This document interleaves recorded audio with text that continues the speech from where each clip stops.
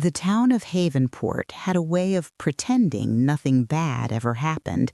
Its streets were lined with maple trees whose leaves whispered in the wind, and the small cafes and shops buzzed with casual conversation. But beneath the surface, a shadow lingered, a shadow that no one could shake. 10 years ago, that shadow had taken Emily Carter, and no one had ever seen her again. Detective Sarah Mills leaned against the edge of her desk, staring at a stack of old case files. The cold air of the precinct bit through the thin jacket she wore, but it didn't distract her. She had been called in to review something, a storage locker discovered at the courthouse during an inventory. It wasn't unusual for old evidence to be misplaced, but what they had found inside sent a ripple of unease through the department. A CCTV tape from the night Emily disappeared, and a small envelope containing what looked like DNA evidence previously untested. "Sarah," said Chief Harold Donovan, his voice gruff but carrying a hint of worry, "I know you're eager to dig into this, but remember, this case has been dead for a decade. People don't want it stirred up again." "I understand," Sarah said, tilting her head slightly, "but the moment we ignore new evidence is the moment we fail Emily. I can't let that happen." Harold sighed. "Fine. Just be careful. The town won't react well if this blows up." Sarah nodded. Careful. That was the first rule of police work, but deep down, she knew this case wasn't just paperwork, it was personal. Every cold case left scars, and she'd seen too many families destroyed by the unknown. Emily's parents were among them. Her first task was simple: watch the tape. The footage was grainy, shot from a single street camera outside Emily's home. The timestamp blinked 11:47 p.m. Sarah's eyes narrowed as she scanned the frame. Shadows moved in the quiet street, the wind rustling fallen leaves. Then she saw it, a figure, just a dark blur, moving past the front window of the Carter residence. The person didn't linger. They walked with a casual confidence that suggested familiarity, and then nothing. Sarah paused the tape. "Who is that?" she whispered to herself. There was something almost too deliberate in the figure's movements, as if they were meant to be seen, but not recognized. Over the next few days, Sarah poured herself into the old files, witness statements, crime scene photos, forensic reports, all re-examined with the fresh eyes of someone who refused to settle for unsolved. Patterns emerged where none had been visible before. A neighbor mentioned a late-night visitor who never came forward. A delivery man remembered seeing Emily through the window, shaking as if someone had frightened her. Each tiny detail, previously dismissed, now felt like a breadcrumb leading somewhere dangerous. The small town began to stir as rumors leaked. The local cafe buzzed with hushed conversations. "They're opening the case again," someone muttered. "I hope they don't stir things up." Others whispered about Emily's disappearance, their voices tinged with fear and curiosity. A decade had passed, but the wound had never healed. Sarah's nights were restless. She found herself walking the empty streets near Emily's old home, retracing the last known steps of a girl who had vanished without a trace. Every shadow, every flicker of movement set her nerves on edge. And yet she felt the pull of the mystery, the drive to untangle a web that had ensnared the town for 10 long years. One evening, as the sun dipped below the horizon, Sarah returned to the precinct to find a familiar face waiting, Emily's mother, Linda Carter. Her hair was streaked with gray, and her eyes carried a sadness that time had only deepened. "Detective Mills," said Linda softly, her voice trembling, I don't know why, after all this time, you're still trying, but thank you." Sarah gave a small, reassuring smile. "We owe it to Emily, Mrs. Carter. I promise we'll find out what happened." Linda nodded, her eyes glistening. I don't know if I'm ready to know the truth. Sometimes the truth is what sets people free, but even as she said it, a chill ran down her spine. Truth could be dangerous. Truth could destroy lives.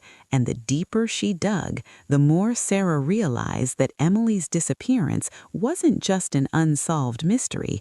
It was a secret someone in Havenport had fought hard to keep buried. The next morning, Sarah began re-interviewing old witnesses. One by one, she met with neighbors, friends, and anyone who had any connection to Emily. Patterns emerged where none had been visible before. A neighbor who had claimed to see nothing suddenly remembered a car parked across the street that wasn't supposed to be there. A friend mentioned a man she had never seen before standing near Emily's house that night. Then came the breakthrough. The DNA sample found in the locker was sent to the lab, and within days, a match came back. It was not someone who had been considered a suspect 10 years ago. This person had a clean record, a respected figure in the town, someone no one would have imagined capable of such a crime. Sarah stared at the lab report, her pulse quickening. The shadow from the CCTV tape, the missing diary pages, the anonymous tips, all of it was converging on one person, and she realized with a sinking feeling that the person responsible was closer than anyone had suspected. That night, Sarah stood outside Emily's old home, looking up at the darkened windows. The maple leaves swirled around her feet as the wind whispered through the branches. Somewhere, hidden in the quiet town, someone knew she was coming. Someone had been waiting for this moment for a decade, and as Sarah tightened her coat and walked back to her car, she couldn't shake the feeling that this case, long fought cold, was about to ignite in ways no one could have predicted. Because in Havenport, secrets never stayed buried forever, and Emily's disappearance was only the beginning. Detective Sarah Mills arrived at the precinct before dawn. The town was quiet, the streets slick with overnight rain, and mist curled between the lampposts like ghostly fingers. But inside her mind there was no calm. The DNA match from the newly found evidence kept replaying in her thoughts, a drumbeat of tension that refused to fade. Someone in Havenport, a person trusted by the entire community, was hiding a terrible secret. She spread the old case files across her desk again, lining them with the new evidence, the CCTV tape, the untested DNA envelope, Emily Carter's diary pages she had found tucked in a hidden compartment of her old room. Every detail she uncovered seemed small on its own, but together they formed a web that had been silently growing for 10 years. The first step was revisiting old witnesses. Sarah had learned that memory was fragile, but fear could sharpen it or distort it. She began with Rachel Donovan, a friend of Emily's, who had been 16 at the time of the disappearance. Rachel had given an interview years ago, but her recollection had been vague, clouded by time. I remember hearing a car that shouldn't have been there," Rachel said, fidgeting with the strap of her handbag. "I didn't think much of it back then, it was late, but now I can't stop thinking about it. It was black and, I don't know, it just didn't belong." Sarah nodded. "Do you remember anything else, anything unusual about the person who might have been inside?" Rachel hesitated. I think they were someone I'd seen before, but it didn't make sense. I wouldn't have suspected them. They always seemed normal, kind of perfect, really." Sarah made a note. "Perfect. That's often the one people overlook. Thank you, Rachel." As Sarah left Rachel's home, her mind raced. The term perfect had been used repeatedly in the case files to describe the prime suspect now implicated by the DNA match. The town had been blind to the darkness hiding behind a calm exterior. Her next stop was the old neighbor, Mr. Thompson, who had been one of the last people to see Emily alive. He lived in a small, cluttered house, the smell of old books and dust heavy in the air. When Sarah asked him to recount that night, his hands shook. "I didn't see much, Detective, just shadows. But there was one thing." He leaned forward, voice dropping to a whisper. Emily looked scared. She wasn't running, not exactly, but she was tense, like someone she trusted was threatening her. And I didn't know what to do. "Did you see anyone leaving her house?" Sarah pressed. Thompson shook his head, eyes darting. "No, but someone was there. I can feel it. I always knew something wasn't right." Sarah thanked him, but as she stepped back into the cold, foggy streets, she felt the unease settle deeper into her bones. Everyone had been so sure they knew the town, the people, yet the truth had been quietly hiding in plain sight for 10 years. Back at the precinct, Sarah reviewed Emily's diary. The entries were fragmented, full of teenage worries, but one section stood out, a passage in which Emily wrote, "I can't tell anyone, not yet. I know someone is watching me, someone I trust, but I can't let them know I suspect them. I have to be careful." The words sent a chill down Sarah's spine. Emily had sensed the danger, but the perpetrator had silenced her before she could reveal it. Whoever it was, they knew exactly how to cover their tracks. Then, as if on cue, the phone rang. An anonymous tip came through, voice distorted, but the message was clear. "Stop digging, Detective. Some things are meant to stay buried, or you'll end up like her." Sarah's hand tightened around the receiver. Threats had arrived. The person behind Emily's disappearance wasn't just hiding, they were still watching. Determined not to be intimidated, Sarah turned her attention back to the forensic evidence. She requested a reanalysis of the DNA, comparing it with the town registry, property records, and old visitor logs. Each discovery seemed to point to the same person, Thomas Whitman, a local businessman, philanthropist, and someone known to virtually every family in Havenport. His record was spotless, his public image untarnished, yet the DNA matched. Sarah's instincts screamed at her. Thomas Whitman's perfect exterior was a mask. His carefully curated life hid a darkness he had managed to conceal for over a decade. She confronted Chief Donovan with the findings. "Sarah, if this is true," Donovan's voice cracked, "he's untouchable in this town. People will riot. You sure about the DNA?" "I triple-checked it, and there's more," Sarah said, leaning over the desk. Emily's diary mentioned someone she trusted, someone close. Everything fits. He had access, opportunity, and now confirmation. Donovan rubbed his temples. "This is bigger than we imagined. Just be careful, Sarah. He's dangerous. People like him, they'll do anything to protect themselves." That night, Sarah walked alone near the river that ran behind Emily's old home. Mist curled over the surface, and the silence was broken only by the soft lapping of water. She imagined Emily running, desperate, hearing footsteps behind her. The image was almost unbearable, but Sarah's resolve hardened. Emily had been silenced, but she, Sarah, would not be. Days later, Sarah received another clue, a neighbor's tip about a suspicious vehicle parked near Emily's house the night she disappeared. The car had never been mentioned in the original investigation. Its license plate, partially obscured, matched a rental vehicle Thomas Whitman had taken that week, an overlooked detail that now confirmed his presence near Emily's home. Sarah gathered the pieces, the DNA, the diary, the CCTV shadow, the car. Each element was a thread that, when pulled, could unravel the fabric of a decade-long lie.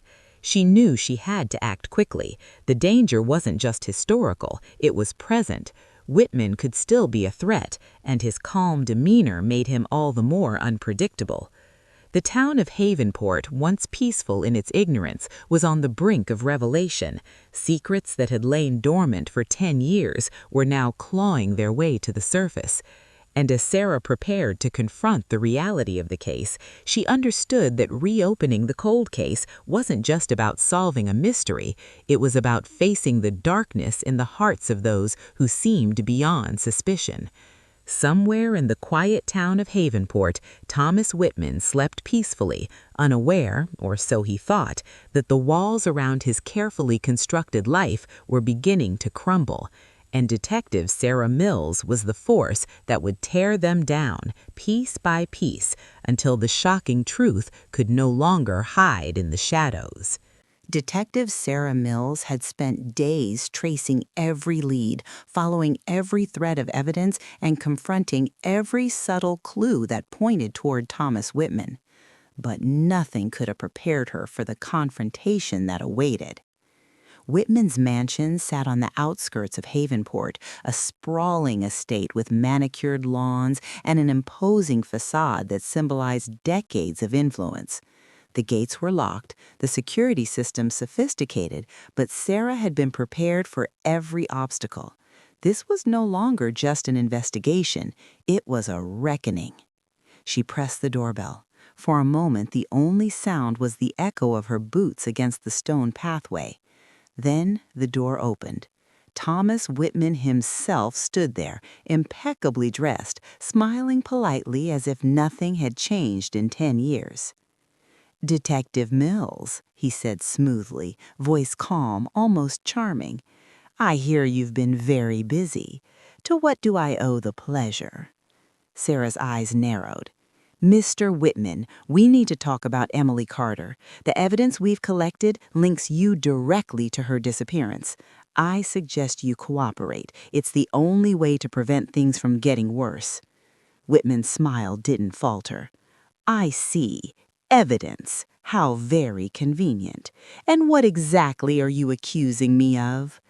Sarah stepped inside the foyer, her hand brushing against the doorframe, steady but alert. "I'm accusing you of murder, Mr. Whitman, and of covering it up for 10 years. We have DNA evidence, witness statements, a diary. Everything points to you. It's over. You can either tell the truth now or it will come out anyway." For a moment, Whitman's eyes flickered just slightly, betraying a crack in his polished demeanor. He gestured for Sarah to follow him into the study, a room filled with leather-bound books and portraits of smiling townsfolk, people he had carefully curated to admire him. "Detective," he began, leaning against a grand mahogany desk, "I think you overestimate the certainty of your evidence. Memories fade, DNA can be contaminated, and people lie. Are you sure you're chasing ghosts?" Sarah ignored the taunt. She placed the DNA report and photos of Emily's diary on the desk. "You can deny it all you want, but every detail matches. The shadow on the CCTV, the rental car, the diary entries. You had access, opportunity, and the motive to silence Emily when she discovered something she shouldn't have." Whitman's hands tightened against the desk. For the first time, his calm mask wavered. "You don't understand," he said quietly. "You have no idea what you're dealing with." "And you will," Sarah said, "because the truth always comes out. Emily trusted someone she shouldn't have, and I'm here to make sure you pay for it." For a tense moment, the room was silent except for the faint ticking of a grandfather clock. Then Whitman spoke, voice low and deliberate. "Fine. You want the truth? You can't handle the full story, but I suppose justice, after all these years, demands it." He began to confess, slowly, his words deliberate but chilling. Emily saw something she shouldn't have. She overheard a conversation, something about the business dealings, the arrangements we had. I panicked. She confronted me. I didn't mean to. It was an accident at first, but then she threatened to tell her parents, the police. Everyone would know, and I couldn't let that happen. Sarah listened, heart pounding, as the confession unfolded. The story was worse than she had imagined, a meticulously planned cover-up, manipulation of witnesses, and a network of small lies that had hidden the crime for a decade.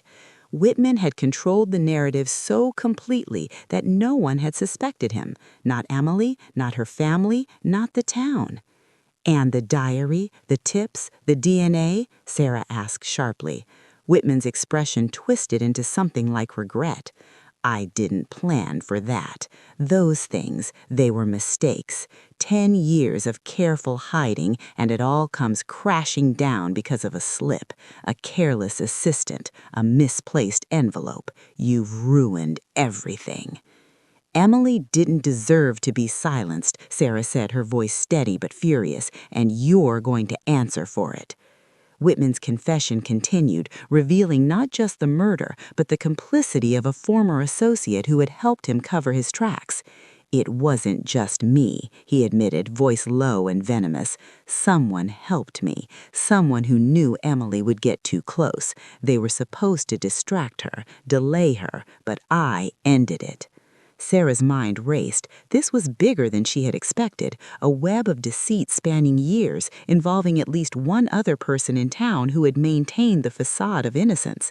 The implications were staggering. She knew she had to secure Whitman immediately. "You'll be arrested for Emily's murder and all related crimes. You have no one to protect you now. Everything will come out." Whitman's smile returned, a cold, sinister thing this time. "Do you think confessing makes it easier, detective? It doesn't. This town will crumble before you even put me behind bars. People will hate you for revealing what I've kept hidden. Are you ready for that?" Sarah didn't flinch. "I'm ready for the truth, and so is the town. Emily deserves that. Justice deserves that." The arrest was swift but dramatic. Whitman didn't resist physically, but his eyes burned with fury and calculation. As he was led out of the mansion, a sense of shock rippled through the town. Neighbors who had once waved and smiled were now facing a horrifying reality. The man they had admired, trusted, even envied was a killer. As the story spread, the town reacted in disbelief. Headlines screamed about the murder, the confession, and the decade-long cover-up. People struggled to reconcile the public image of Thomas Whitman with the dark truth revealed. Families whispered among themselves, friends looked at each other with suspicion, and the facade of Havenport's perfection cracked for the first time in years. Back at the precinct, Sarah sat at her desk, exhausted but resolute. The confession had lifted a weight, but it had also revealed the complexity of human nature, the way someone could hide evil behind charm, philanthropy, and respectability. She thought about Emily's parents, about the stolen years, the unanswered questions, and the stolen life. The victory was bitter. But amidst the chaos, there was also hope. The confession meant that justice could finally move forward, that Emily's family could begin to heal, and that the truth, long buried, was finally seen. Yet, even as Sarah filed the case report, she noticed a small detail, previously overlooked, a scrap of paper tucked into one of Whitman's old files. A name, a date, something cryptic. It wasn't enough to solve anything immediately, but it hinted that perhaps the full story wasn't yet complete. Sarah leaned back in her chair, staring at the paper. The confession had revealed so much, but the shadows of the past always lingered, and she realized with a mixture of dread and determination that the town of Havenport might not be finished with secrets just yet. Because in a place like this, the darkness never truly left. It only waited. The town of Havenport had never been quieter or more uneasy.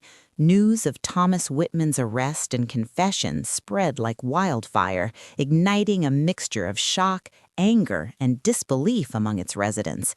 Families whispered in stunned silence, friends looked at each other with suspicion, and everyone questioned the life they had thought they knew. Whitman's public image, once flawless, was now irreparably shattered.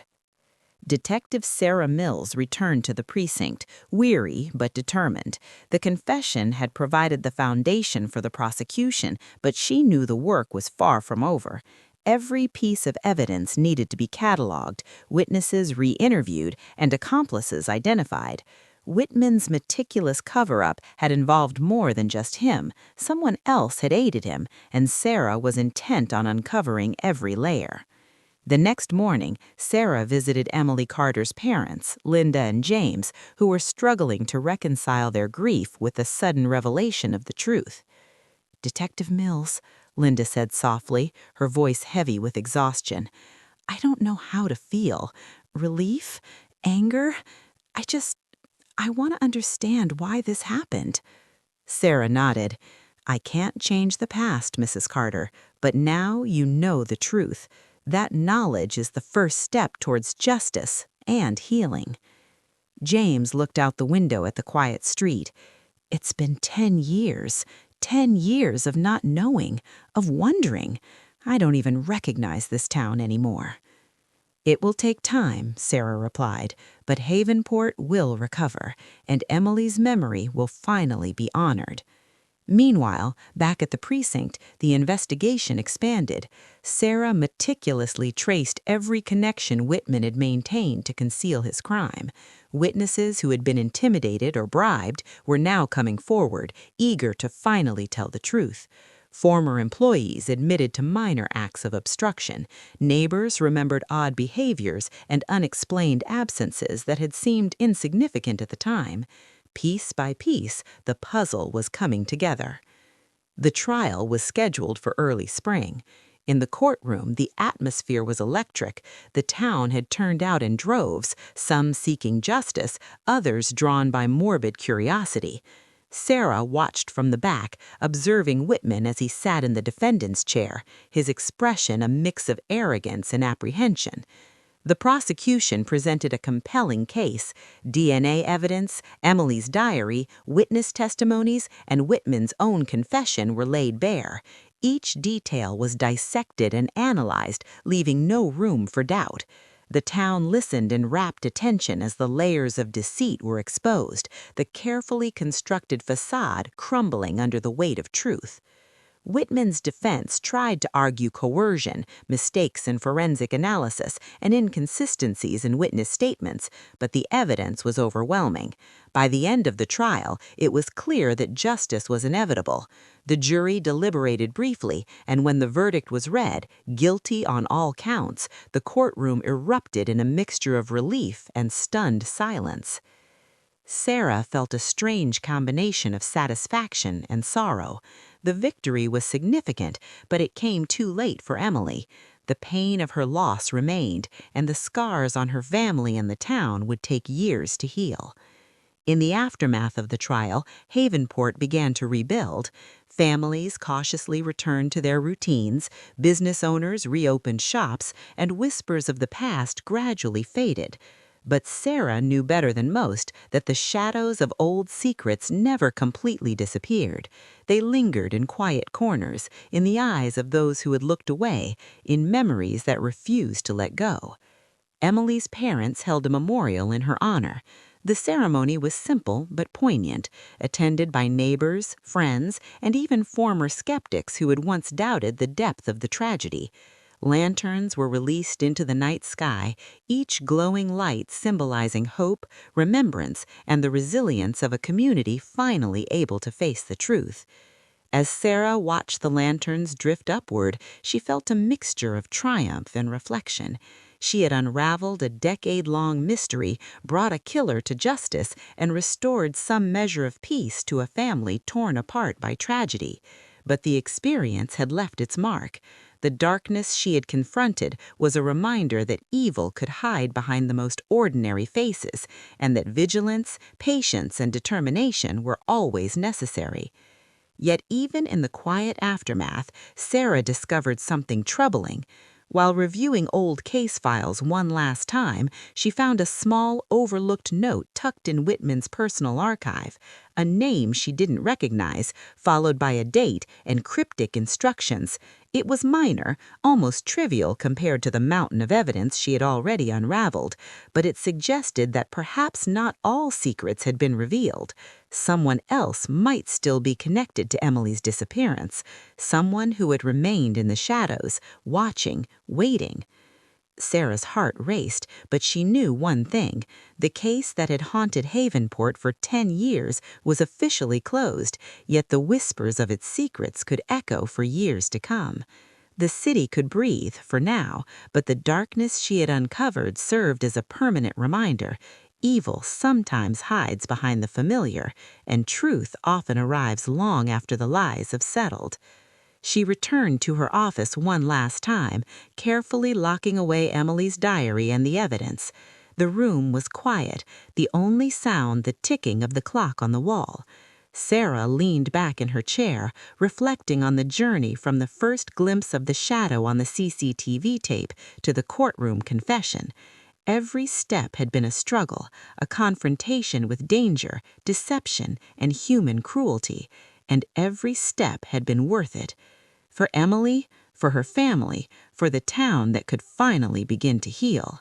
But as Sarah glanced again at the cryptic note she had found, she realized the story might not be fully over.